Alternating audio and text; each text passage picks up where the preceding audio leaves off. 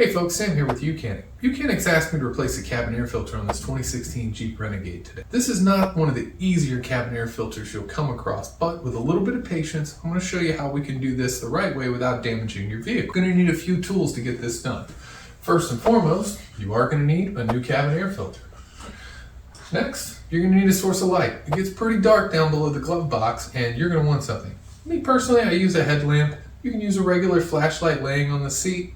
Doesn't really matter. Just want a good source of light. Next, you're going to want a good wide head pry bar. Now I've used this one on thousands of cabin air filters. I've grown quite fond of it, but if you see one of the cheap interior door panel kits at the local hardware store, that's another good option. You just want something that's wider than a typical flathead screwdriver so you don't damage your interior panel. Next, you're going to need a T25 bit. There's several T25 screws we're going to have to take out. You don't need a lot of torque, so even if it's a nut driver or a ratchet, anything will work to get those screws out. And lastly, you're going to need a 5.5 millimeter socket. Now, I realize most of you folks at home probably don't have a 5.5 millimeter socket. If you want something to laugh at, most mechanics with professional tool sets that came with that 5.5 millimeter socket have lost that thing as well. So I'm going to show you a method that we learned in the shop over the years how to get it out with a 6 millimeter socket, a little bit of cardboard from the box your cabin air filter came in. Now you guys are in the mechanic's eye view and you're watching me replace this. Now typically I'd be where you're sitting, which would be ideal for this, kneeling down by the passenger side with the door open. But since the physics of time and space exist, I can't be in the same place as the camera, but no matter. I've done this cabin air filter quite enough times. I think I'll be okay not seeing it from your vantage point. So we're going to start this thing over here on the right hand side with this plastic panel. So if we get our pry bar up underneath of here and just give it a little wiggle, you want to work your way up. That first clip is right behind the corner, and so we just want to pop it out, and from there we should be able to work our fingers in there. And if you work your way down, you'll see those little plastic clips come out. Now if you have one that's really stuck in, and if they've been in there for many years, they can get really stuck, just work your pry bar down and gently pop those out. Again, nothing here should require an excessive amount of force. If you feel like you're going to break something, stop, reevaluate, and keep going. But we're going to pry this little panel out. And once we have our clips removed, then we just have to release it from the vehicle and it'll come out. And these are those plastic clips we were talking about here. Happy trails, we got that one out without breaking it. Let's set it off to the side. So next, what we're going to do is we're going to open our glove box, all right, and inspect it. So you can see some other mechanics have been in here trying to change this cabin air filter, and I don't think they were successful. You'll notice that the cabin or the glove box just fell without any resistance. There is supposed to be a shock absorber on this that resists its movement so it doesn't slam open. That's over here on the left side, and I imagine if I feel around for it, yeah, it's not hooked to anything, it's just loose. But on the top here we have, let's see if we can find them, 1, 2, and 3 of our T25 screws. And then on the underside we have 3 more. We have 1 in the middle, where are you? There you are, 2, and then number 3 hiding over here. We're going to take those down, and we're actually going to pull this whole glove box down, but there's 1 more T25 over here on the side. We want to make sure we don't forget that guy. Again, you can't just pull this glove box down or you'll break the edges of your glove box as well as your shock absorber. It's designed to take the whole unit down as one. So let's get started with that. Me personally, I like to start with the ones inside the glove box and finish with the ones underneath so that I can pull down an entire closed glove box. Much easier. So let's get started with that. We'll get our little guy over the side because it's the most forgotten one. I've seen a few mechanics make the mistake and break that little tab off. Don't lose your screws. What I'm going to do is I'm going to set them over here in the cup holder so I can find them when we're done. If you have a little magnet tray, that's fine, but the interior of the vehicle didn't really have a whole lot of metal surfaces to hook a magnet tray typically, so if you don't bring one, that's okay. It was built with cup holders after all. So we're just going to put these T25 down. There's number 2. And if you want to fast forward through this, I did bring a power ratchet so that this would go a little bit faster. This is a bit of a tedious process. So folks, remember, I told you in the beginning it was going to take a little bit of patience to do this the right way. All right, let's find our last one here. There he is. He's hiding. Got him. Okay, and now we're going to open this glove box up and find number 1. Whoops, we missed him.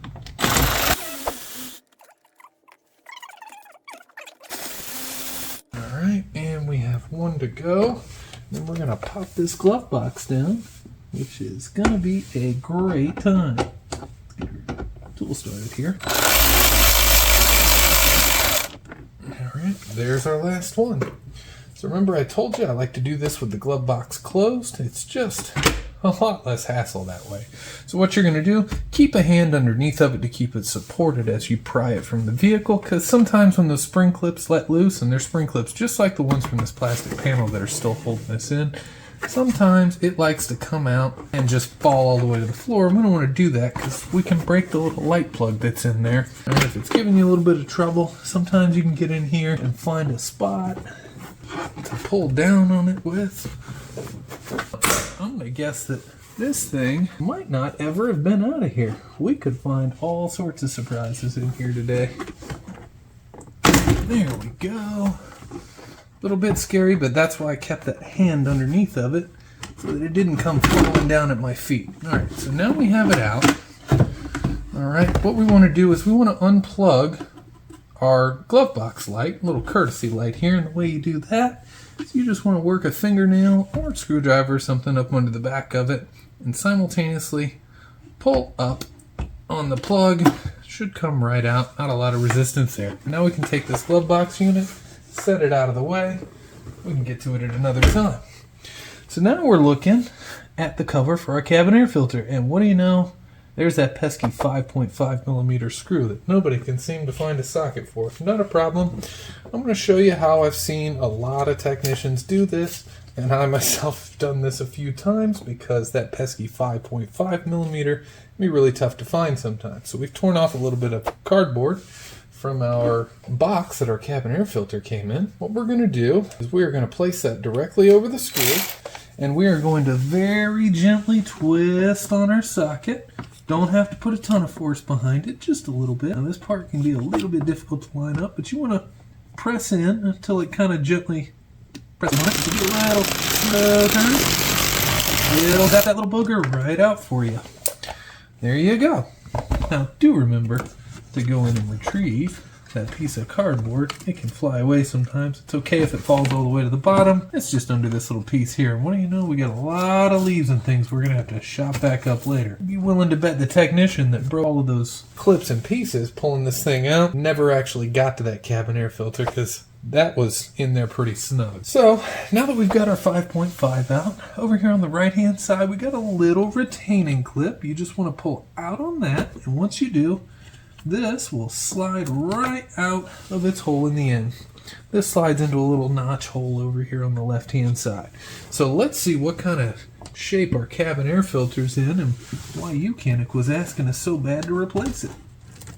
Oh, it's crunching, ladies and gentlemen.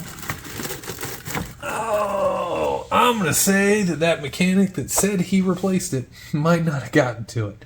That's got a little bit of Mother Nature up in there. So the black you see is mold. These cabin air filters are typically HEPA filters.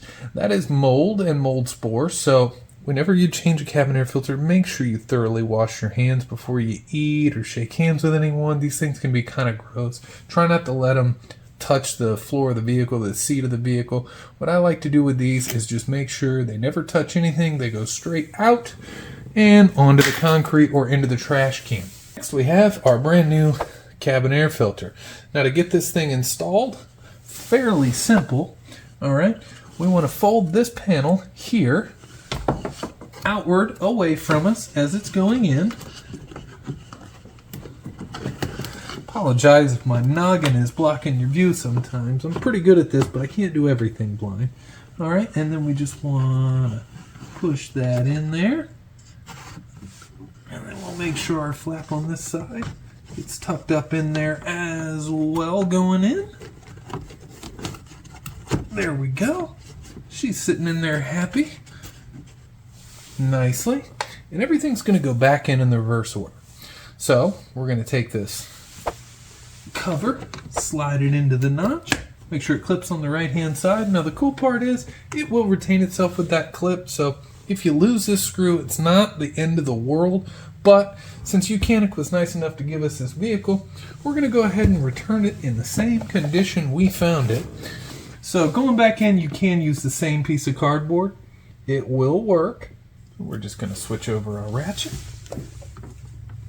find our screw, press in a little bit of force, and just gently walk that screw in. And it doesn't require a ton of torque, but as soon as you get a little bit of resistance, please stop. Oh, we can go in a little bit more than that. But this is a metal screw going into plastic. If you over tighten it, I promise you the plastic will give first. And buying a new cabin air filter cover, or worse yet, an air box because you stripped it out, that's not good. But again, not having that screw is not the worst thing. It is retained by that clip on the side there. Okay, so we're done with that piece of cardboard. Now it's time to go back in with that glove box. So here we have our glove box. And I know earlier I didn't describe this to you. This is the shock absorber unit that's on the side. And whoever that technician was that pulled this apart, or maybe they were a rookie, did not know that you weren't supposed to pull the glove box wide open, and they broke this off. So this no longer works. So that is unfortunate, and no big deal. We're going to put this back. We're going to leave it nicer than what we left it, or at least as nice as what we found it. So we're going to start by holding it up with our feet here, but we're going to go ahead and plug our light back, our glove box light back in. It only goes on one way, so even if you're a little goofy like I am sometimes, you can't mess it up. So we got that plugged back in. Now here's the cool part. Going back together, these plastic clips are going to be your best friend. Once you get everything up there, kind of lined up, you just kind of give it a shove, and it'll hold itself there. Now you can take your sweet time. Grab those screws, get them all going. 1, 2, 3, 4, 5, 6, and number 7. Easy way to tell if you have all the pins in. If that one on the side doesn't line up, you don't have them all in. Push it a little further. All right, so we're going to go up underneath here and get all of our screws lined up. Good practice with any screws or bolts is to always get your screws and bolts started before you tighten anything down. If anything's misaligned and you've already tightened something down, you will never get those other ones started. However, if you get them all started, you know you've got it lined up and ready to go, so when you tighten them down, everything is hunky-dory. So we've got our 3 started down here on the bottom. We're going to go ahead and open that glove box. We'll get our 3 started on the top, and then we'll tighten everything down and move on to the next step. If you're having trouble getting these started, what I like to do is grab the extension that I was using, throw my T25 bit on it, just use it as a nut driver. And actually this will provide all the torque you need to actually tighten this assembly down. We don't even need the power ratchet from here on in. So I can get them started by hand. Put them all in like so. Apologize for my noggin in the way. Last one over here. And since this one is the last one we need to get started, if it starts okay, we can go ahead and run it all the way home. There it goes. It's all the way home. There goes the middle one. There's that. While we're thinking about it, the most forgotten about one, that little screw off to the right. Please don't forget that one. Go ahead and tighten it down. We'll go up underneath here, find our 3 screws underneath. There's our first one. There's our second one. That one's tight. And there's our third one. And that one's tight. And last, but certainly not least, this wonderful little trim panel here. This one's fairly simple to go back on. So you just want to start it at a little bit of an angle here, and it will line up those notches, those little spring clips. Now once you have all the spring clips kind of sitting outside, this is where you don't want to be afraid of it. Just give it a good smack, and one more smack up top, and your trim panel's in, and it's happy. And that's how you replace the cabin air filter on your Jeep Renegade. Thanks for joining me, guys.